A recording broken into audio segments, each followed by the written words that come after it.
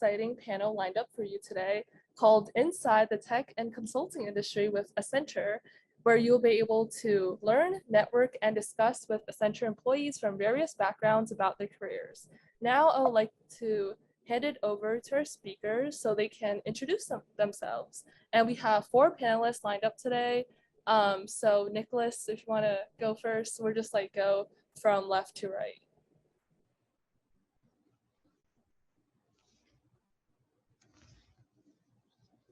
There we go. The mute button always gets you. But as you can see on the screen, my name is Nicholas Forward, and I'm a consulting analyst at Accenture, which means I joined the firm pretty recently, about 6 months ago. My focus area is technology strategy and advisory, so that's what I'm aligned to. And so that's a lot of work with enterprise architecture. What else do we do? Just a lot of other tech strategy. Interesting stuff. But I'm happy to answer any questions, but I don't want to spend too much time. So Amy.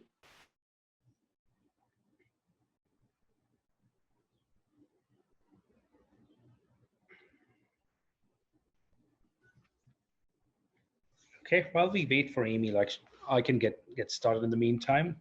Good afternoon and good morning, everyone. I see people from various parts of this country outside, so different time zones here. So I am a senior manager within Accenture, based out of the New York office. I am aligned to the cloud and infrastructure practice.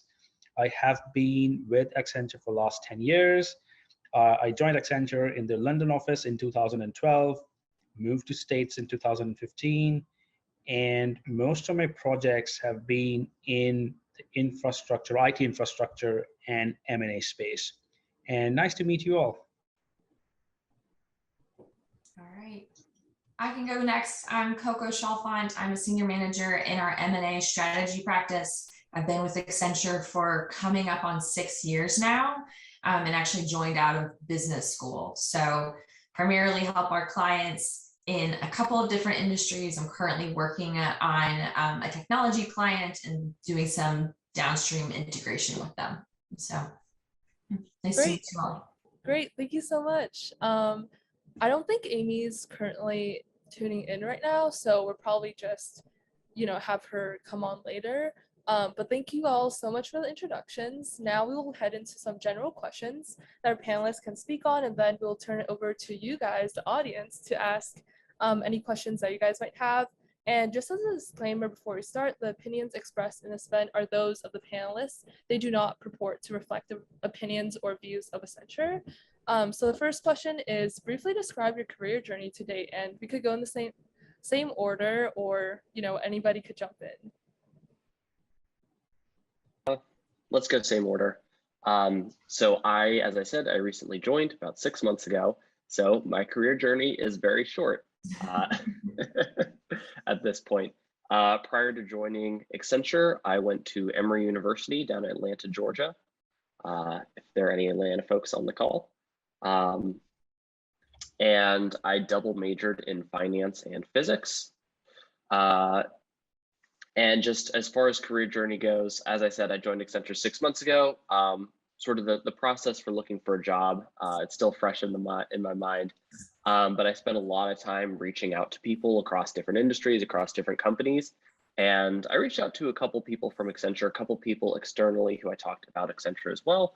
And I chose Accenture basically because every single person I talked to said that they had just a really high opinion of Accenture, loved working there. Oh, Coco, you went to Emory.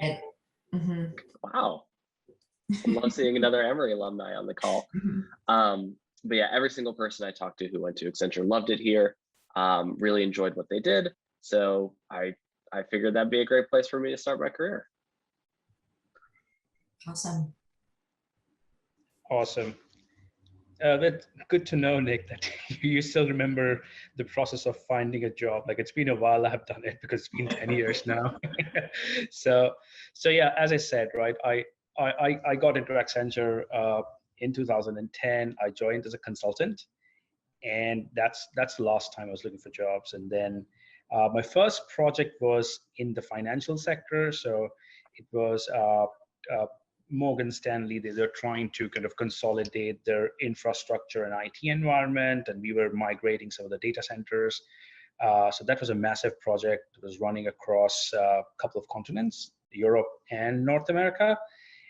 So was there for about 2 years, and then after that project wrapped up, I moved into the life sciences space. So again, my projects have been in the infrastructure practice or the infrastructure departments of life sciences, helping them to consolidate their environments or standing up a new capability in the cloud, trying to problem solve integrations as in part of M&A or due to an acquisition, or helping them separate as part of divestitures. And that's what I've been doing, I would say, since probably 2014.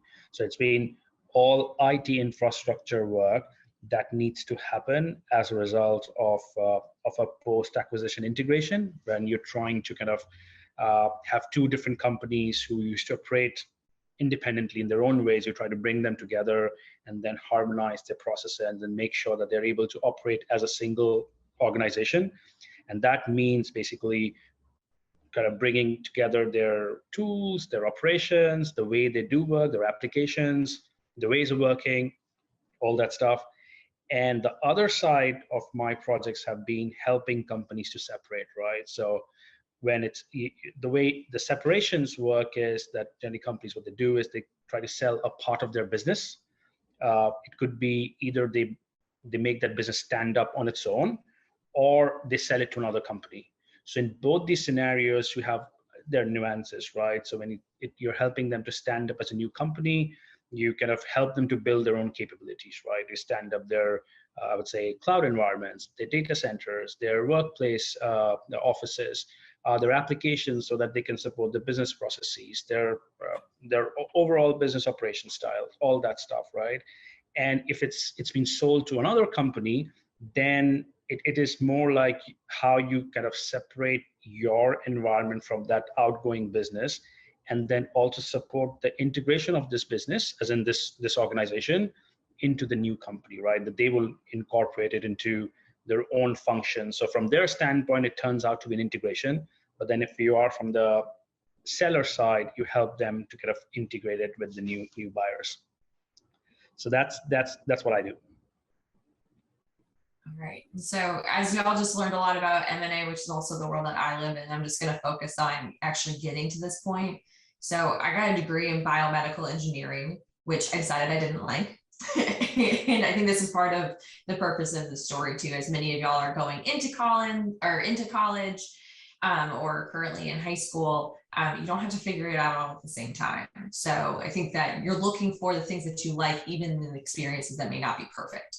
And for me, what that meant in getting a degree in engineering is that really taught me strong critical thinking skills, which helped in my next career and job, where I worked as basically developing a marketing plan for a company that had never developed one before. So hopped from one side of the spectrum and very strong technical work all the way to the other, and like a little bit more of like a qualitative space that was building on some of the quantitative acumen. And decided after developing this marketing plan for a small company here in Nashville where I live, that what I liked about that job was the ability to work on a specific project and help my company develop something that was new to them, but I didn't like the maintenance of it. So that kind of pushed me into business school and ultimately consulting, which is really what we do on a regular basis. You go, you work for a client for a pretty short period of time. For me, that usually means about 3 to 6 months, depending on what we're doing. Help them do something that they've either never done before, or they've never done it on this scale before. And then when you help them with those major activities of setting up the strategy or figuring out how they're going to integrate or divest the company, or what growth strategy could be, or if they need an HR strategy, depending on what part of Accenture you may play in, you then get to leave and go on to the next project. And so the ability to see so many different companies over the course of the years has been really interesting, just to see how different people think. So that is my my one sentence for all y'all today is you don't have to figure it all out. You will make missteps in your career, and really what you should be looking for. And when that happens, is like, what is it that you liked about that job? What is it that you didn't? So you can find something next that really works into like, what are the pieces that you really enjoyed? So hopefully that helps. Great, thank you all so much for that. And the next question is, what is your current role like, and what about it makes you want to get up in the morning? All right, so same order again, I guess. So I'm actually doing something really interesting on my current role. So I'll talk a little bit about my past role that I just rolled off about 6 weeks ago, and I'll talk about my current role as well. So my current role is really interesting. So it's in the corporate citizenship is the Accenture branding. But what I'm actually doing, and Lena is a participant, is this program called Learning to Lead, where Accenture has about 2 consultants per city, and they bring in anywhere from 15 to 30 high school students, or I think, yeah, students who are just going into college or end of high school. And we teach them about consulting for 6 weeks. So it's really, really exciting. And y'all have so much energy, being like 18 years old, especially like doing stuff like this. Like, well done for all of you for, being on this call. But Learning to Lead is a lot of that same energy. So it makes me really excited to get up in the morning and teach about topics like personal finance, about like making good presentation skills, or making good presentations, which is a critical consultant skill. All of that, it's a lot of fun, and I get to meet a lot of really interesting and driven people through it. In my previous role, which is probably a little more of a traditional consulting role, is a large bank in the Northeast. They needed basically a new enterprise architecture strategy. So I got to come in as part of a team. Being 6 months out of college, I'm not leading the team. As much as sort of I like to joke about like being right out of college and telling companies what to do. I have bosses and bosses' bosses who are very experienced with enterprise architecture, which is almost like a company's internal strategy division for tech. So basically making sure all technology is sort of on the same page, and they do stuff like build out the roadmap to like, how do we get to where we want to be? And this company needed a revamp of this division. They had tried it a couple of times over the last few years. It hadn't really been working. So Accenture came in and we basically helped them get a really solid plan put together.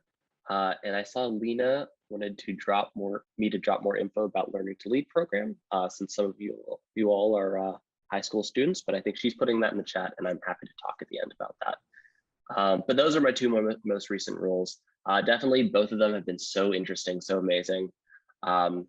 It really does make me want to get up in the morning to go into doing something where I feel like I'm actually helping. I think sometimes like you come out of like college and you're, it's like you've got like baby steps, you're not doing anything important. But I think Accenture has done a really good job of basically getting me onto interesting projects, and then having me actually help thinking, doing interesting things. Okay, I can go in next. Yeah, you could go. Yeah, so I think I covered the first part of the question already, what my current role is like. So I'll focus more on the second portion here, right? Like what gets me up in the morning. So the 3 things, I'll cover 2 first and then get into the third one because I miss the third one these days. So the first 2 is learning new things and problem solving. And problem solving for our clients, right? Like, and that's what I do on a day-to-day basis. So, and when I say problem solving, it's not always helping them to give a technology solution, right? That, oh, this is the requirement and okay, this is how we can achieve it. Let's solution and deliver.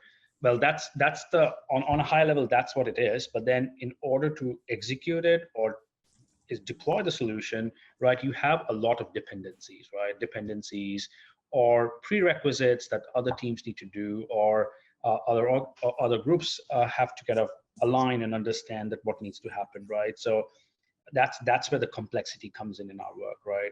So if you are trying to let's say stand up a new cloud environment. Like, and when I say cloud environment, that's where you basically run your applications, or for instance, like, just to kind of make it a little more easier, let's say you all use emails, right? So email, you might be using Gmail for it, right? Or you're using Facebook, right? So let's call them as applications, right? And they are running in servers, and the servers sit in the data center, right? And the data center is like I would say it's a building where you have a lot of servers, which are the machines like computers, and they host these applications like Gmail or Facebook or other business applications, right, that are used in the business space.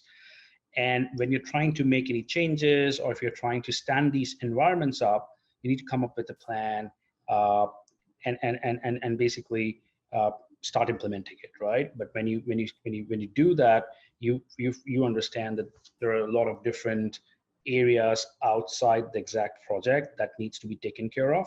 So that's where the problem solving comes into space here. And that what's like, that also teaches you a lot of new things, right? That how the environment operates, or how not just what you're working on operates, but other things operate, right? So that really keeps me going, helping them solve problems. And the second item that I really enjoy about is the travel, which I don't get to do very much these days because of our remote work structure. But I really like traveling to new client spaces, new cities, like spending the evenings exploring that new place. So that's something which really keeps me going. And that's one of the reasons why I am still in the consulting place, because you get to work with so many different people, different organizations, and different locations. All right. So my current project, we're doing a vertical integration, which basically means that you're buying a company that provides a service into the current organization. So for this specific client, it's in the semiconductor space, and they're basically buying the technology that semiconductors are made on, like the raw materials. Oh, sorry. And the raw materials of semiconductors, and then it gets manufactured by the same company now. So that's the role I'm working on currently. As an M&A practice, we work across the various portions of the deal life cycle. So while I'm doing an integration now, in the future, it could be a due diligence, or thinking more about target screening and companies that an organization or a client might want to buy, or a divestiture where you basically carve something off. In terms of why I stay at Accenture and what gets me up in the morning, I think that's probably about threefold. One is I like the work that we do. I like the level of exposure that we have to clients. I usually end up working pretty closely with CEOs and CFOs in terms of how these integrations and divestitures are progressing, closely with corporate development departments to really make sure that they're getting the value out of the deal that they initially estimated and thought about. So you get a great level of exposure, and you also get to learn in that process. I like our team at Accenture. I like my coworkers, and the fact that I'm constantly learning from folks that have had more experience in the space.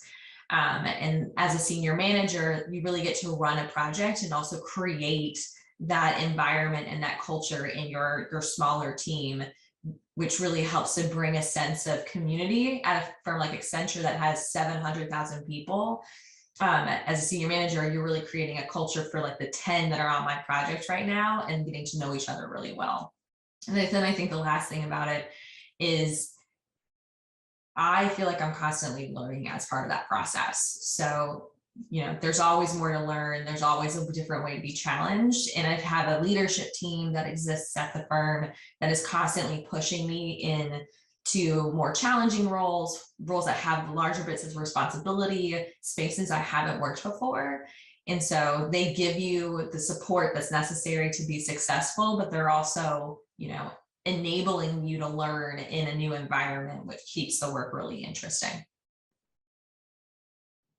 Thank you so much for your really insightful responses. And next we're gonna go to kind of like the contrary of this. What don't you like about your job/career? What are the biggest challenges, and what are the compromises? Like, I'm sure there are some.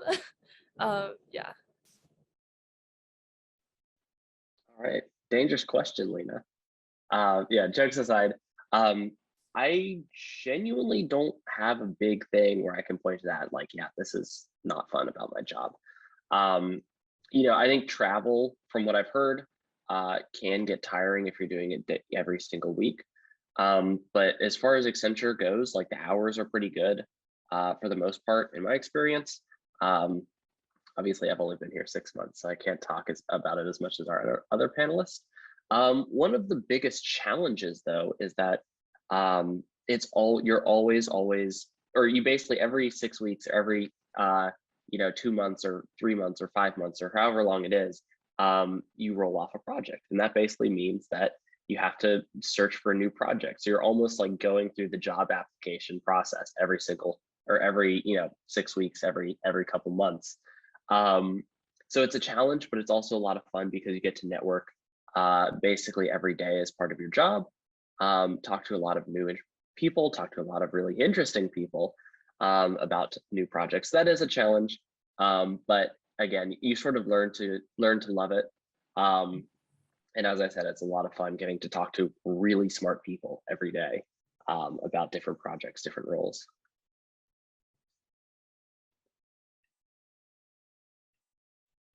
I can go next. Go ahead. Yeah, go ahead, Coco. So I think that probably one of the things that's most challenging for me is one, the size of Accenture. Like I said, it's 700,000 people. That's larger than some countries. And so in companies that are this large, when you want to enact change, that can be particularly difficult. So, this is an organization that's so big, think of it kind of like a cruise ship.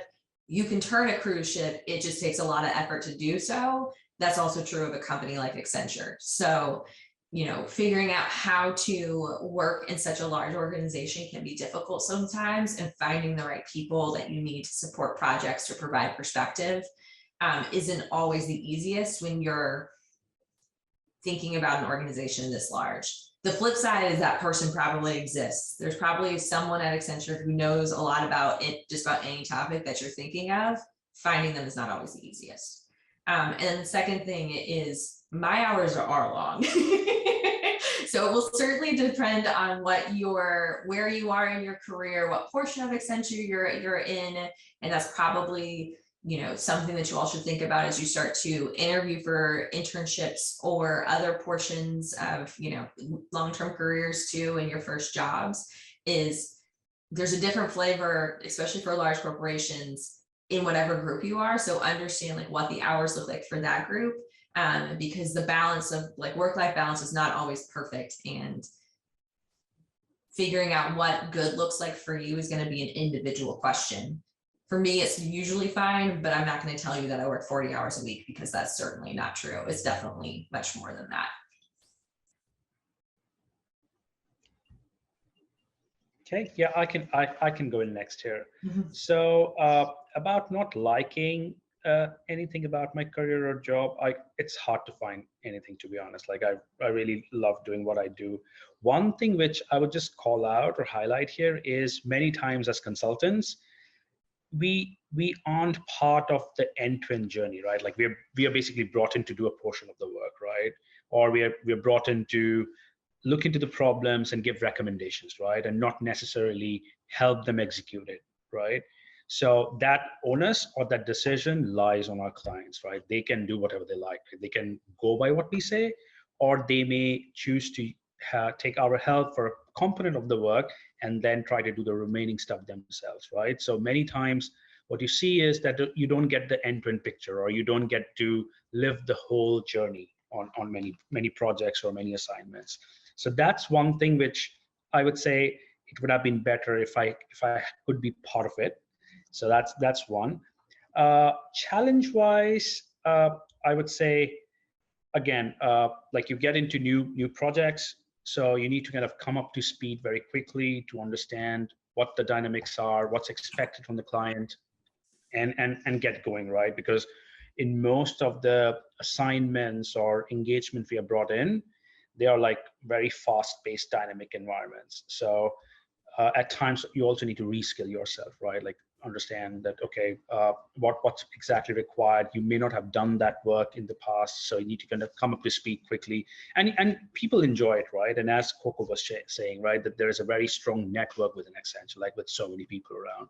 So there's always someone you can reach out to, and people are really helpful, right? Like if you send out mail to somebody, they will either kind of pull in other people who can help you, or they'll try to help you themselves, right? So there's always help available, but you need to kind of get up to speed and try to understand the dynamics really quickly, right? So that's one of the things that, and I think that's also one of the premiums or skills you get to develop as part of being in a consulting firm, right? That helps you also to kind of prepare yourself for any other careers in the future. So that's why a lot of people try to do consulting in the initial years, and then they move on to something else because they're really trained themselves or honed their skills to kind of face different kind of adversities, and then be able to kind of traverse through it.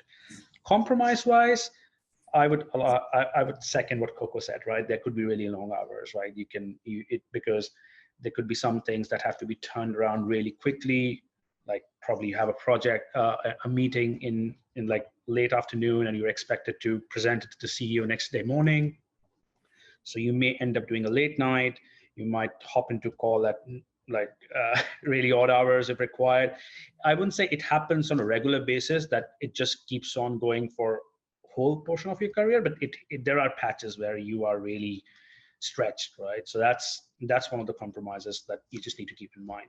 But I wouldn't really discourage people to say, oh, don't get into it. This is good. Like you will face those things, but it's fine. You'll learn a lot. Absolutely, as part of being in a consulting path. Mm-hmm. Thank you so much for being really honest, and I think it was like really thought-provoking. And the next question. This one is more like professional based. So what skills are the most crucial to succeeding in this career, and like what type of person do you need to be? All right, so I'll start again. What skills are the most crucial to succeeding in this career?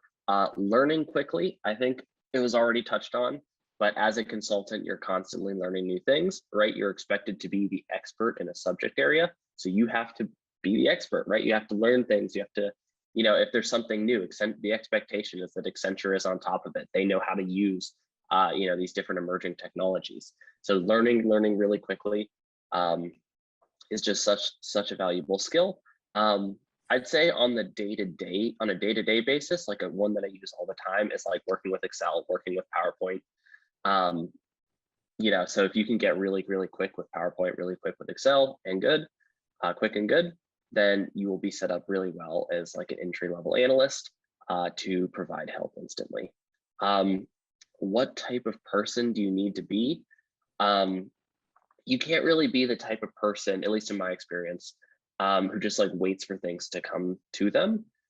You have to sort of get ahead of the game. And this feeds back into the point about like, learning, expected to be on top of emerging technologies, learning constantly. You need to sort of like go out and like get stuff, get stuff done. There's a concept called locus of control, which is highly valuable. I think everyone should understand this, but it's basically like your belief and like how much, or your belief in how much your actions affect your outcomes. Having an internal locus of control, which means that you know that your actions can create change, is a really valuable skill to have, really valuable belief in yourself to have. Okay, thanks, Nick. And I'll just add to what you said, right? Like from the skill standpoint and what person you need to be, right? So learning, definitely what Nick said makes sense. The other two items I will emphasize on in this call is analytical skills, right? Like you should be able to analyze a problem from different aspects, and then what are the constraints, or what are the different challenges you have. Like you can create your own frameworks or come up with an approach. So that's one thing you need to be good at. And then the other one, which I would stress on, is communication skills, right? Like it is about, like you're always working in teams, right? You very few projects are there where you're just by yourself. But even if you're by yourself, you're interacting with the client, or you're interacting with different teams or functions within the client space, right? So communication is really important, that what needs to be conveyed, when that needs to be conveyed, and how you convey it, right? And understand, right, that how the messaging needs to happen. So I would say it's not that tricky or difficult. It's about making sure that we're able to kind of have the right kind of interpersonal skills and communications. And then I think the second part of the question is what type of person you need to be.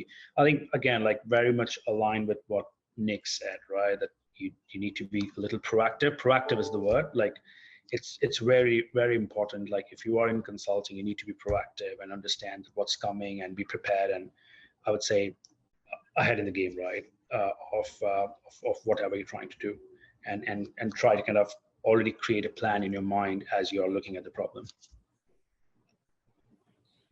So I think that what it takes to be successful in the job changes as you progress through it.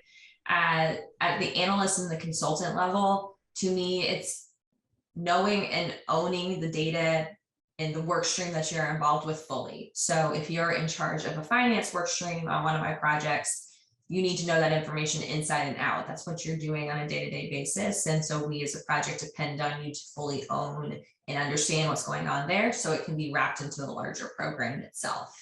So that, I think, is one of the skills to succeed.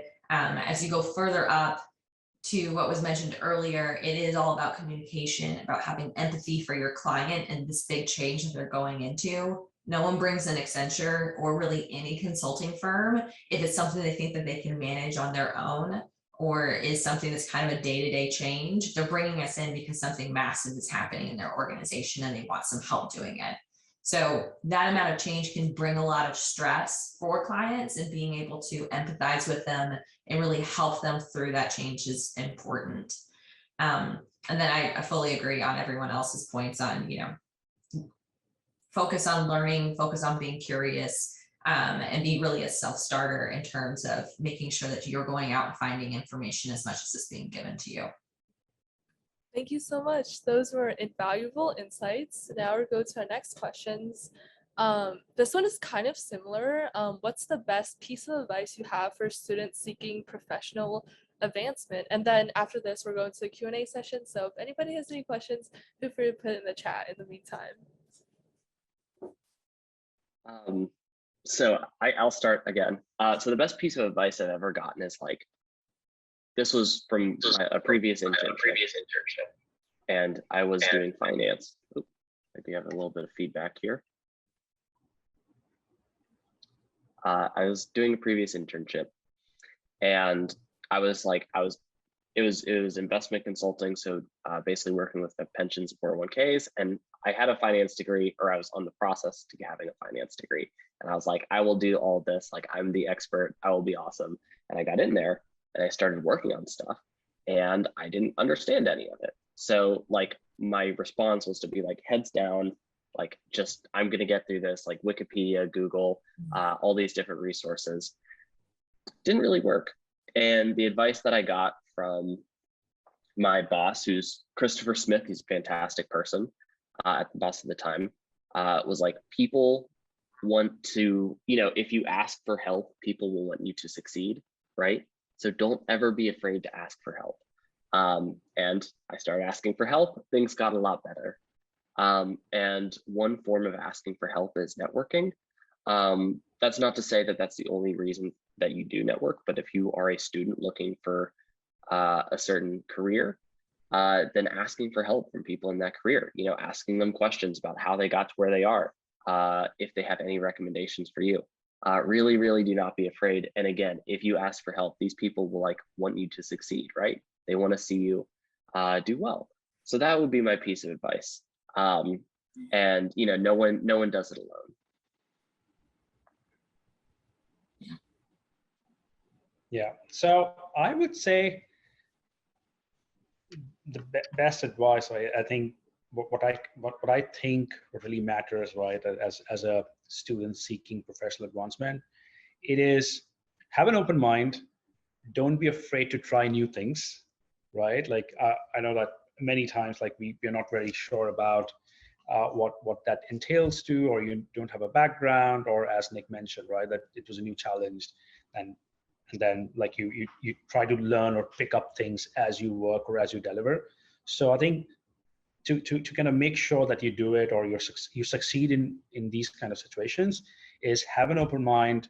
Don't be afraid to take up new challenges, and of course, like, you'll always have help. Like, you'll have people who will be able to kind of give you the right advice. So try to talk to as many people as possible, right? Like, everybody has something to add, right? So speak to, like, my personal experience when I was trying to get into consulting. Like, the first time I learned or knew something like consulting exists, because a couple of my friends, like, who were a few years older to me, they were into consulting, right? And like, I used to ask them questions like, okay, what do you guys do, how you guys work, and how do you conduct yourself, right? And that helped me to get a lot of information there, right? So when I got into it myself, I could naturally get a lot of things because I heard about it, right? So I've heard people discuss about it. So that really helps. I think that my piece of advice is probably like during the interview process, you are interviewing the company you are working for just as much as they are interviewing you. So if you have bad interactions, if you don't feel like you mesh with the interviewers, like, they are all representatives of the companies. And, culture ultimately matters for each of your organizations. So if you don't feel like there's a good connection, which I think Nick mentioned was one of the reasons that he ended up coming to Accenture, that's okay. It's okay to say that that's not a company that works for you, and to instead refocus your search on organizations that you think better mesh with what you're looking for. Perfect. Thank you so much. And now we're gonna go into our audience Q&A time. So you guys can put any questions you guys have in the chat, or you guys could unmute. I know we had like a bunch of questions about the Learning to Lead program, or if there's like any student internship opportunities and like the apprenticeship program. So Nick, if you want to talk a bit more about that, because I know you're leading some of the programs there. Yeah, sure. So Learning to Lead is, as I said, the program that I'm working on right now. It's only every summer, and I think it's for 16 to 18 is the age range. So I think I've seen a few people say they're in high school. So it's a fantastic program. And I think, Lena, what I'll do is I will send you over some information, maybe right after this meeting, or possibly on Monday, depending on who else is available and who I can get information from. And then you can send that to everyone.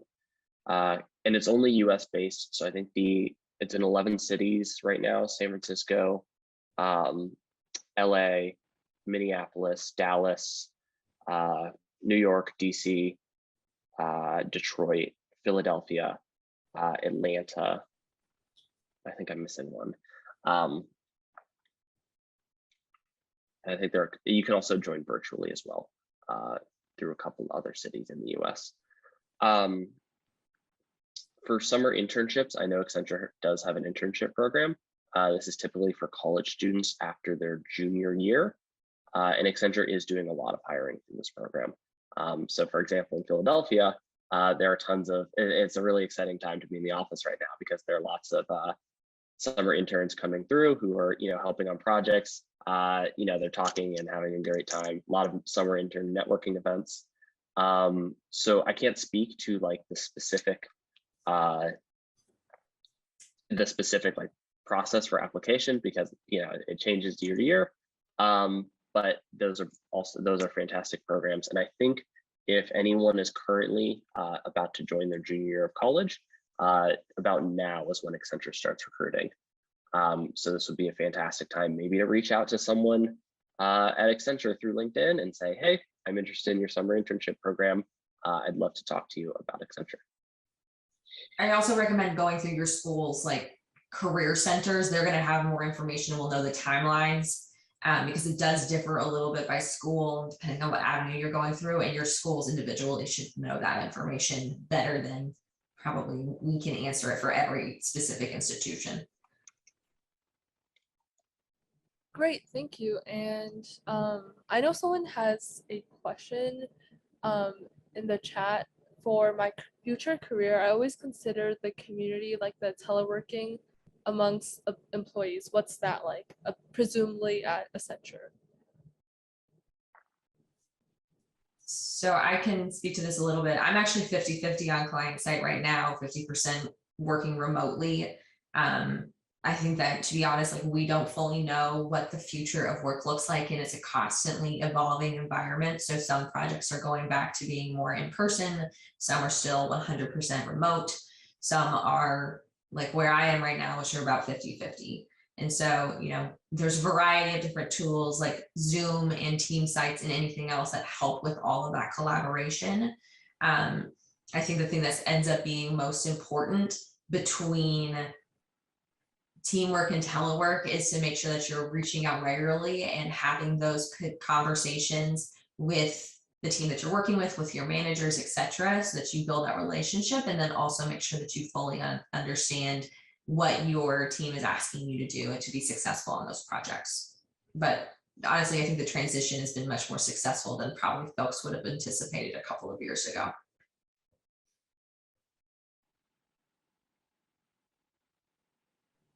Great, oh yeah, do you want to go, Sticko? You're on mute, I think. Sorry, I was looking at the questions, like any specific question you want me to answer? I can, I was looking at, so a question that came up, right? What's the difference between management and strategy? So Coco, do you want to take that one because you come from that practice? And then I can take the next one, SQL and Python. Yeah, so strategy consulting is normally going to be at the beginning of a project. We really help to develop a plan in terms of how clients can go about executing whatever the big change that they want to be involved with is. That may get handed off to management consulting at some point in time to help to actually implement that plan and ensure that clients can deliver against the initial concept. So that's normally going to be the difference. It is not that clear of a line all the time. So, you know, there is a lot of blur that happens in there, but at a high level, strategy will help with the plan. Consulting will help with the implementation of that plan. Right, thanks. And I can take the SQL and Python. So the answer is not necessarily. It is a practice within technology. Like if you are like proficient in any kind of coding, so you will be recruited, or you will be part of those teams who deliver projects or products that requires those codings.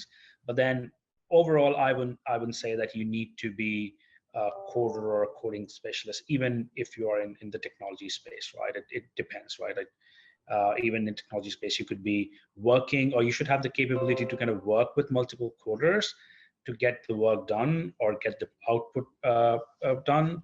But it doesn't need to be like you need to code or know Python or SQL yourself. I can also take that question on MBA. So no, you don't need to have an MBA to be successful in consulting. For me, the reason I got one was I was looking to make a pretty significant career change, and an MBA can be a very successful way to hop from one career in one job into a completely new industry. But if you wanted to join Accenture as an analyst, for example, right out of college, there's no need to go back at some point in time to get an MBA unless there's development that you want to do as part of that program, but it isn't a requirement at any level. Yeah, I would agree to that, Coco. Totally agree. Great, thank you. And I think we have a last question from Boomi. She private messaged me and she wants to say it out loud. So Boomi, if you want to ask your questions out loud. Yeah, so I initially had a different question, but with this new conversation about MBAs and such, I was just wondering, you know, there's a lot of opinions floating around social media that an MBA is becoming a degree that isn't as useful in today's world. And so I was wondering what your opinions on that were. I don't agree with that per se. I mean, as someone who went through the program, I'm certainly going to be a more biased view than opposed to someone who didn't. So, you know, cards on the table there.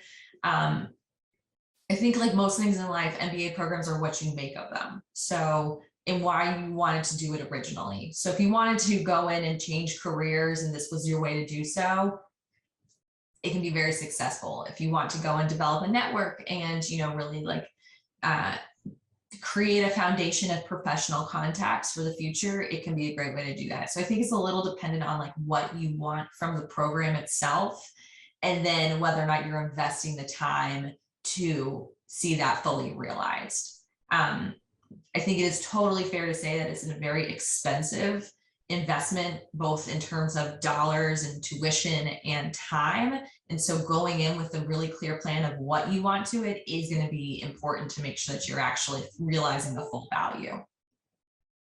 Yeah, I would agree to that, Coco. So based on my experience as well, it's totally depends on what you're looking or what you're trying to get out of that program, the network or the exposure. But what I can say about MBA and normal degrees like your financial engineering degree or engineering degree is like that helps you, like all these degrees, like they help you to kind of exercise your brain, get the analytical skills, and get you an understanding or help you develop a capability that if you're able to absorb or process the information that you get from your engineering or other courses, you will be able to also understand the complexities that you face in the workspace, right? So my personal experience is that what you learn in a school, yeah, all the practice you have done, the capabilities you have honed as part of those curriculum helps you to do your job properly, but it doesn't really teach you what exactly needs to happen at work, right? So you have to pick up that and to that point, right, like what exactly needs to happen in the workplace also depends from one project to other. But then these courses help you develop those capabilities or your skills that you can pick those up really soon and be successful. And I think MBA is overall like more like a personal development thing where you're expected or you're exposed to various aspects of business so that you start understanding them and then kind of help you make decisions or help you understand the situations, right? So that's where MBA helps you. And a lot of people can also get those skills or understand those items themselves, right, with experience. So that's why they may say that, oh, no, you don't really need an MBA. You can learn or teach yourself those things without going into B school or spending money. But getting into a B school, they kind of help you make it a package, right? That the next 1 year, depending on where you're going, 1 year or 2 year programs, they help you to package it and then help you to learn it in a more streamlined in a framework so that you are ready to kind of get those skills and then implement them or leverage them in your next phase. Mm-hmm. Yep. Perfect, thank you. And this is our last question. How can we jumpstart our high school career in the banking and consulting industry? And also, just as a side note, everybody's putting the link in the chat, so please feel free to put your LinkedIn in the chat too. And also, speakers, if you want to put your LinkedIn as well in the chat, that'd be great. Or your email if anyone wants to contact you further. But yeah. All right, I can answer this question. I would say the most important thing at this point is make an investment in yourself as far as skills, right? Like, whatever program you'll do as a high school senior probably won't have much impact on your hiring 5 years later. But what you can do is you can invest in your skills. And that can be by starting a business, that can be by teaching yourself courses. One of the best things about the internet is there's just tons of information out there. So you don't need to wait for school to learn something that you're passionate about. So that would be my advice: is invest in yourself, invest in your skills. The only other thing I'll say out there is, don't get too tied as to what like a perfect future career looks like. As Nick was saying, you've got 5 years probably now between high school and when you go into your first job, whatever that may be. It's perfectly okay to change your mind and realize that this initial idea of what you thought you wanted didn't end up being what you actually enjoy. So don't be afraid to change your mind as you go through this process and you learn more about yourself. Great, thank you. And yeah, all the speakers are putting their link in their chat, so that's great. And let's end it here. Thank you all so much for coming. It was really, really lively. I really enjoyed it. I took away a lot, and I'm sure the audience did as well. And again, if you want to put the link in the chat, that'd be great. And if you do have any other questions, feel free to contact the speakers directly, and we'll also send out the follow-up email. But yeah, thank you all so much again, and thank you so much again to our speakers for giving us all of our wonderful insights. But yeah, let's end it here.